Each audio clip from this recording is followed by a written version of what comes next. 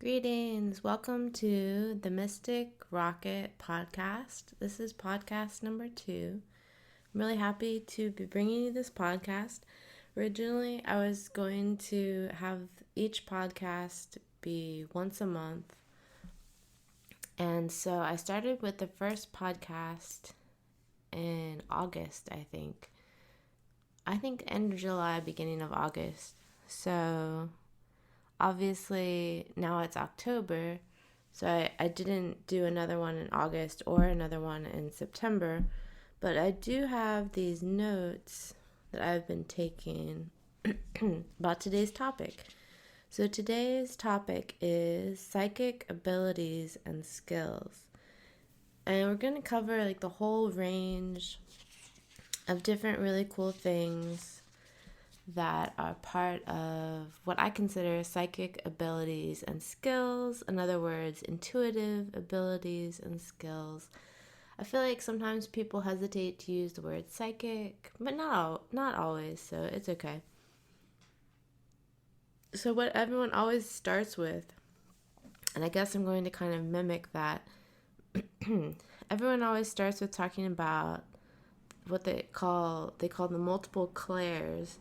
Those are all the different sensory modes of picking up psychic information.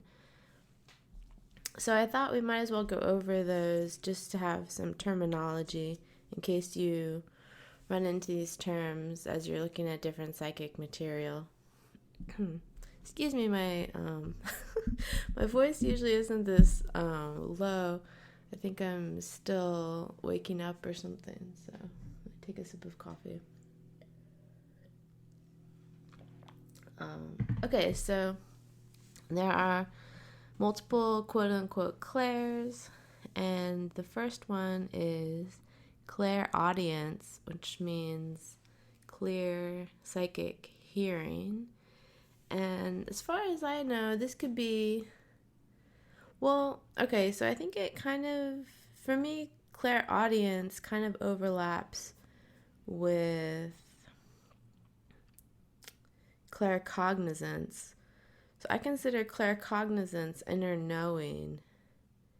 So when I'm getting a psychic impression from a really, really high vibe source, I don't hear something, I get an impression of a phrase or a sentence. So to me, that would be, even though I'm kind of opening my hearing, I'm not literally hearing something. I'm just keeping my mind clear. And I'm getting a sense of claircognizance, inner knowing. But that's really interesting to me because I think it goes under clairaudience because you're basically using your sense of hearing to create that platform or that opening for the psychic information to come through. So it's kind of interesting because with clairaudience, I feel like if I literally hear something that's intuitive or psychic, it's not usually like a great source. It's kind of like a trickster energy or something just kind of passing through that's kind of trying to mess with me. But that can also be claircognizance. So I'll share something that happened a few weeks ago. I was trying to meditate right before I went to sleep. So I was lying in bed trying to meditate. I was trying to kind of get into this mode where maybe I could have a lucid dream or maybe I could astral travel after I fell asleep.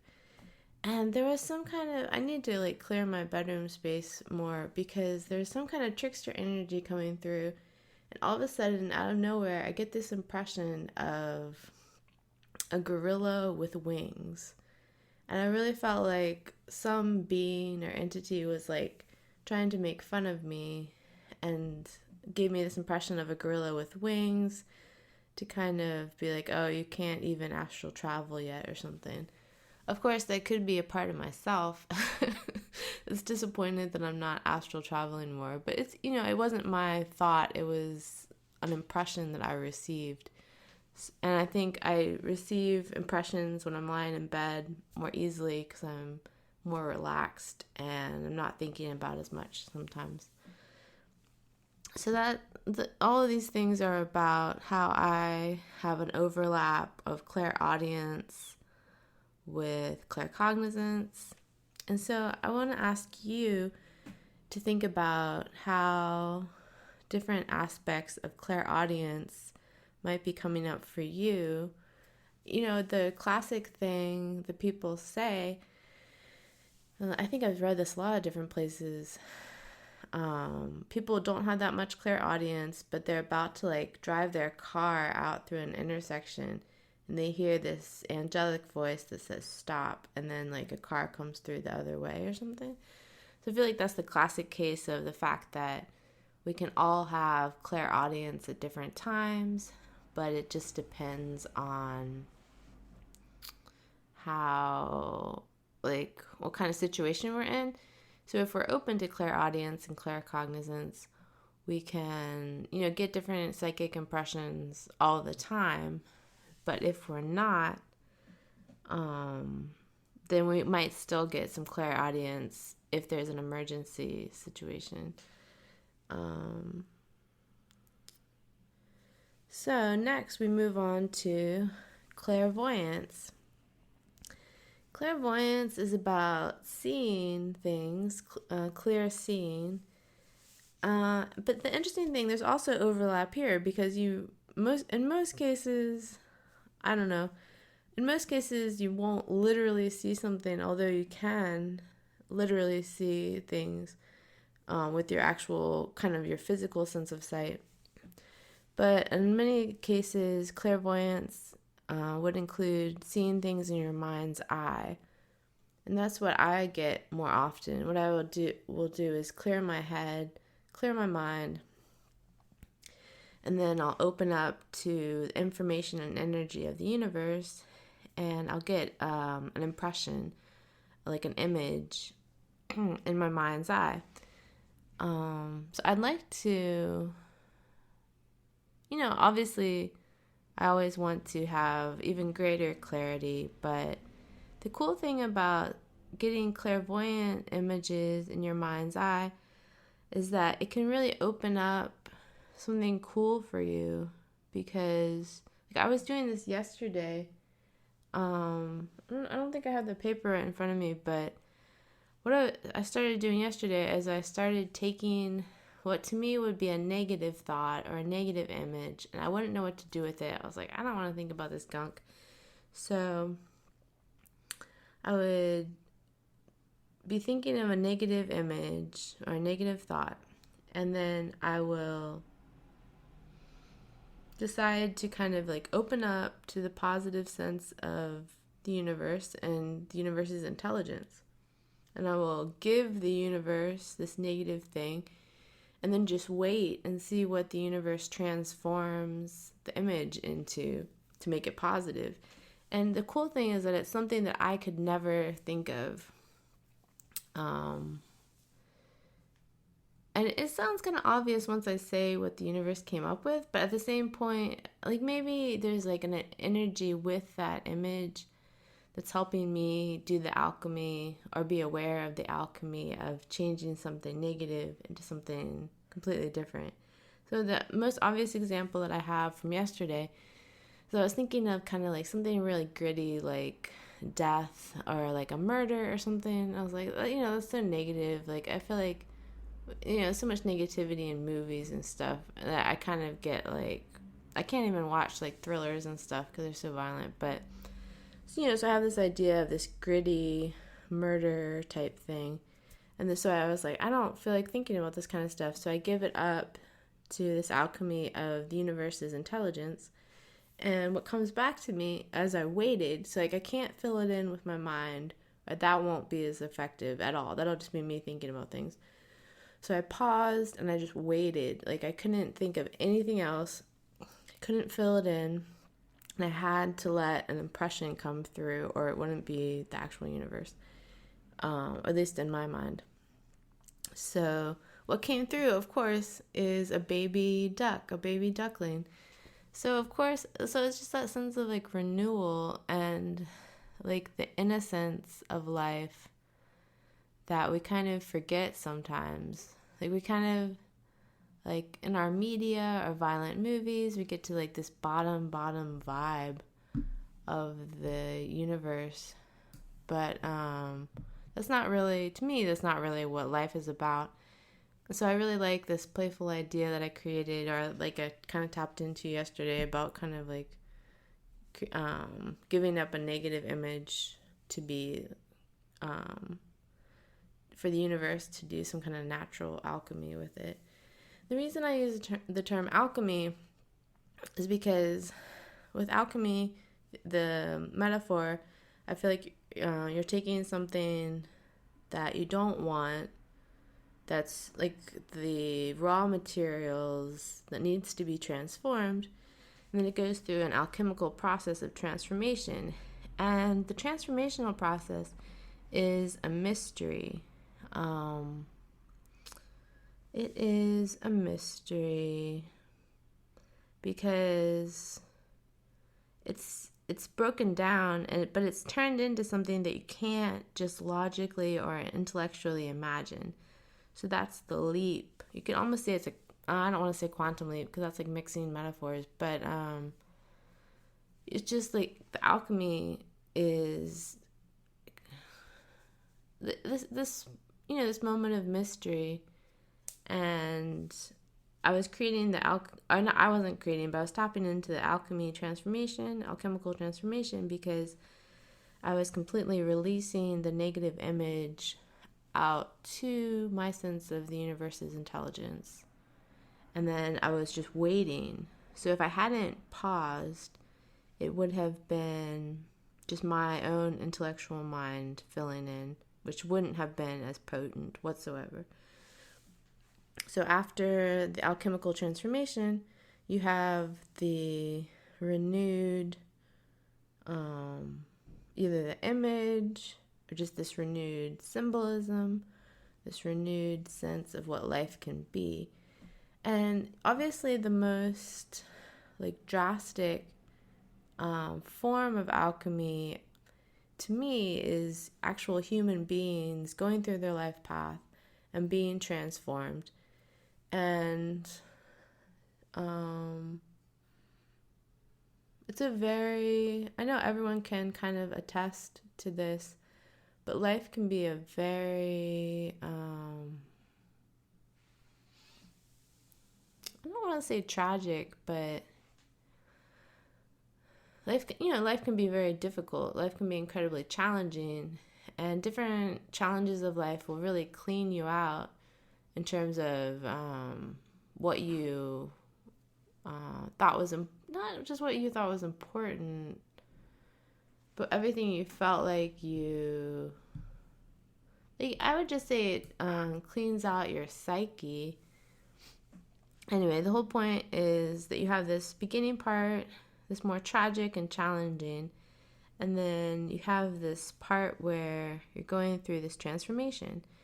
And it's not something you can plan, and it's not something that you can set.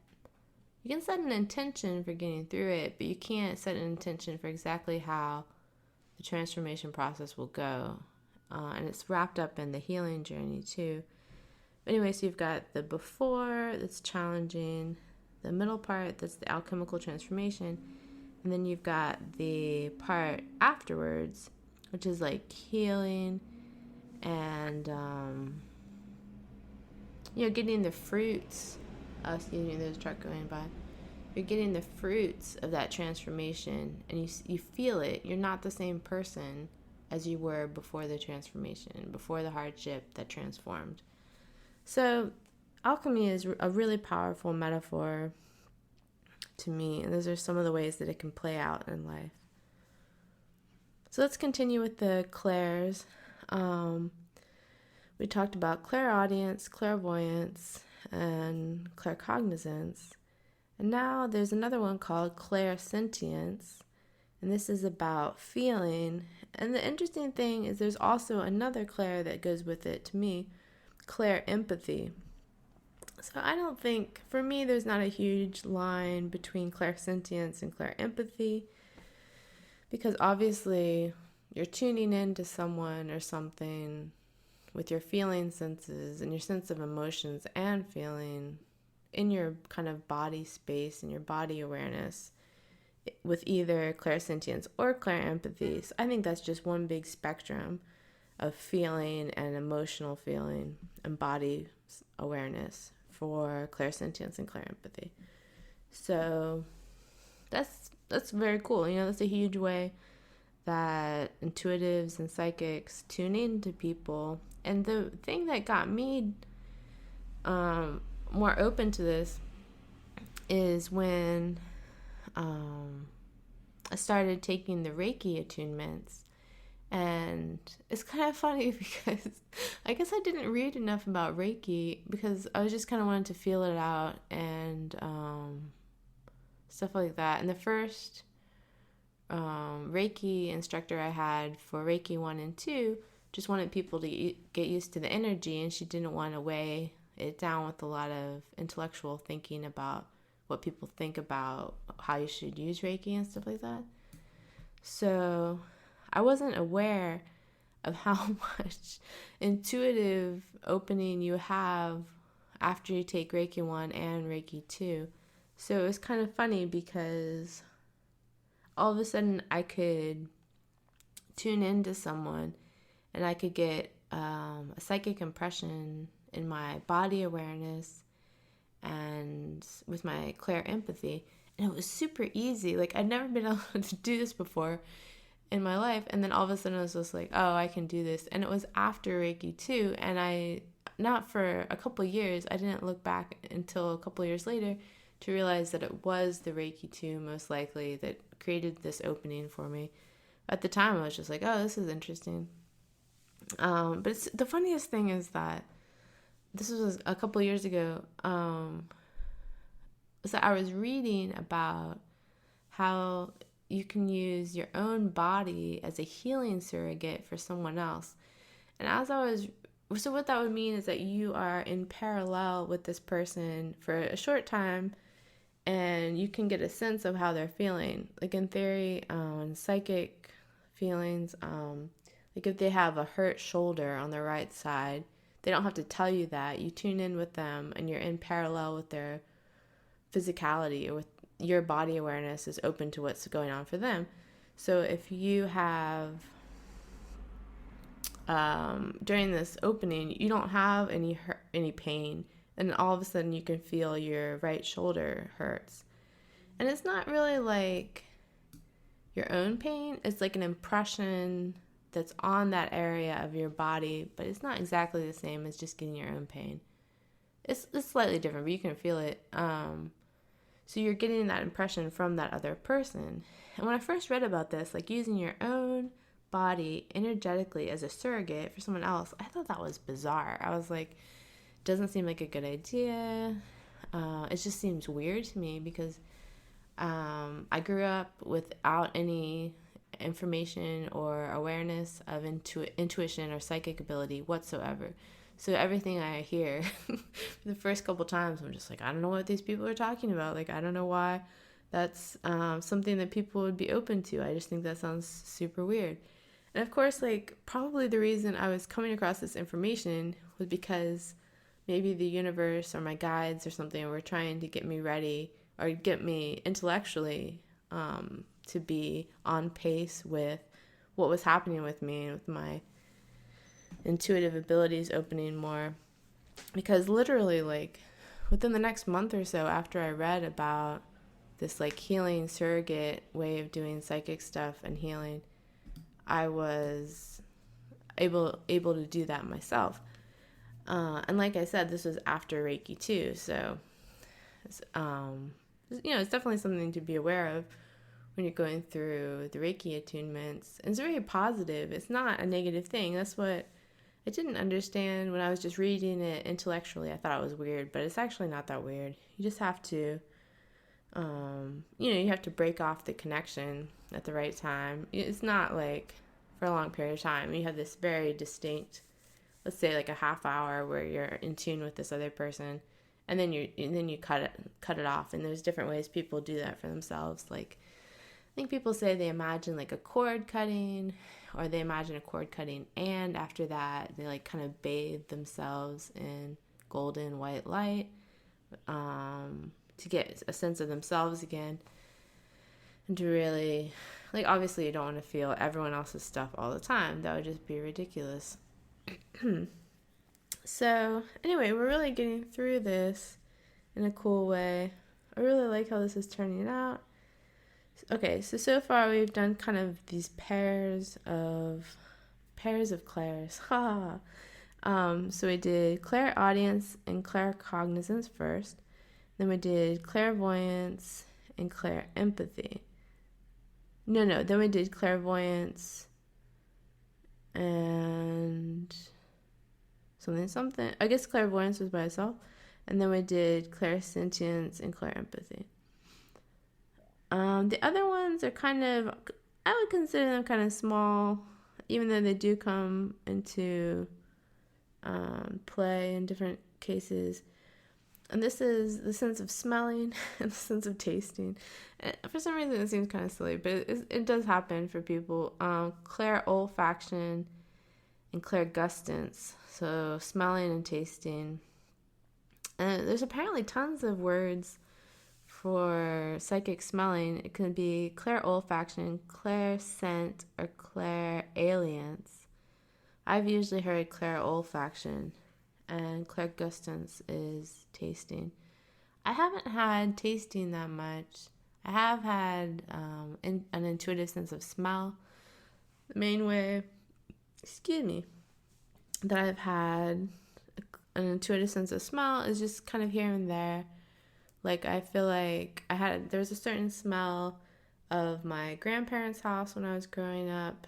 So I think a couple of times I've smelled something out of nowhere. Like, I was just outside, so there's no way to really smell that with my physical nose.